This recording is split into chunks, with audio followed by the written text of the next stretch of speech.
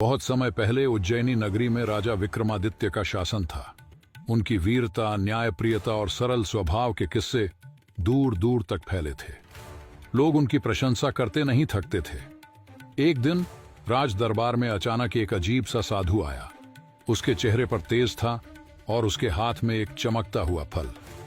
साधु ने राजा को प्रणाम किया और बोला, हे राजन, आप जैसे धर्मात्मा और वीर शासक इस धरती पर दुर्लभ हैं। मैं आपके न्याय और पराक्रम से बहुत प्रभावित हूं। इसे मेरी ओर से एक छोटी सी भेंट समझें। साधु ने वह फल राजा को दिया। जैसे ही फल को काटा गया, उसमें से एक चमचमाता हीरा निकला। दरबार के लोग उस हीरे को देखकर दंग रह गए। राजा विक्रमादित्य ने विनम्रता से पूछा, महात्मन, यह बहुमूल्य हीरा क्यों दिया और मैं आपके लिए क्या कर सकता हूं? साधु ने गंभीर स्वर में कहा, महाराज, मैं एक समस्या से जूझ रहा हूं। मेरी तपस्या की जगह पर एक भयानक भूत ने कब्जा कर लिया है। वह न केवल मेरी तपस्या में बाधा डालता है, बल्कि आसपास के लोगों को भी परेशान करता है। आप ही मेरे इस संकट को दूर कर सकते हैं। राजा ने साधु की बात को बिना शंका किए स्वीकार कर लिया। महात्मन, मैं उस भूत का नाश करके आपकी तपस्या को पुनः स्थापित करूंगा, उन्होंने दृढ़ता से कहा। अगले दिन राजा विक्रमादित्य अपने कुछ वीर सैनिकों के साथ उस स्थान पर पहुंचे जहां साधु ने भूत के होने की बात कही थी। वह जगह जंगल के बीचों बीच थी, जहां अजीब सी खामोशी और डरावना माहौल था। दूर से एक टूटा फूटा मंदिर नजर आ रहा था, जिसके चारों ओर अंधेरा सा फैला हुआ था। जैसे ही राजा मंदिर के करीब पहुंचे, अचानक एक भयानक अट्टहास गूंजा। मंदिर के अंदर से एक विशालकाय भूत प्रकट हुआ। उसकी आंखें अंगारे जैसी जल रही थीं और उसकी आवाज गहरी और डरावनी थी। भूत गरज कर बोला, हे मानव, तुम यहां क्यों आए हो? क्या तुम्हें अपनी जान की परवाह नहीं? राजा विक्रमादित्य पीछे हटने वालों में से नहीं थे।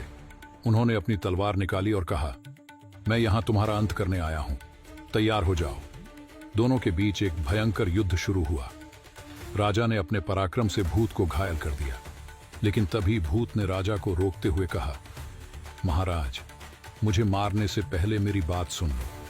मैं वह नहीं हूं जो तुम समझ रहे हो। राजा ने तलवार रोक दी और भूत की बात सुनने लगे। भूत ने कहा, मैं कोई साधारण भूत नहीं हूं, मैं इंद्रदेव का भेजा हुआ दैत्य हूं। असली राक्षस तो वह साधु है जिसने तुम्हें धोखा देकर यहां भेजा है। वह तुम्हारी अच्छाई का फायदा उठाकर मुझे यहां से हटाना चाहता है।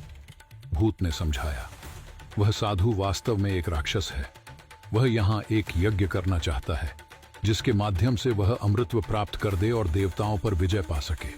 लेकिन मेरी उपस्थिति के कारण वह ऐसा नहीं कर पा रहा है। उसने तुम्हें धोखे से भेजा ताकि तुम मुझे मार सको। राजा विक्रमादित्य ने यह सब सुनकर अपनी तलवार नीचे रख दी। उन्होंने दूर से देखा कि साधु छुपकर उनकी लड़ाई देख रहा था। साधु ने यह भी देखा कि भूत ने सच्चाई उजागर कर दी है। गुस्से में आकर साधु ने मंत्रों का जाप किया और भूत पर हमला कर दिया। भूत अदृश्य होकर वहां से चला गया, लेकिन राजा विक्रमादित्य अब सतर्क हो गए थे। उन्होंने साधु के पास जाकर गरजते हुए कहा, अब तू अपना असली रूप दिखा। तेरी सच्चाई मेरे सामने उजागर हो चुकी है।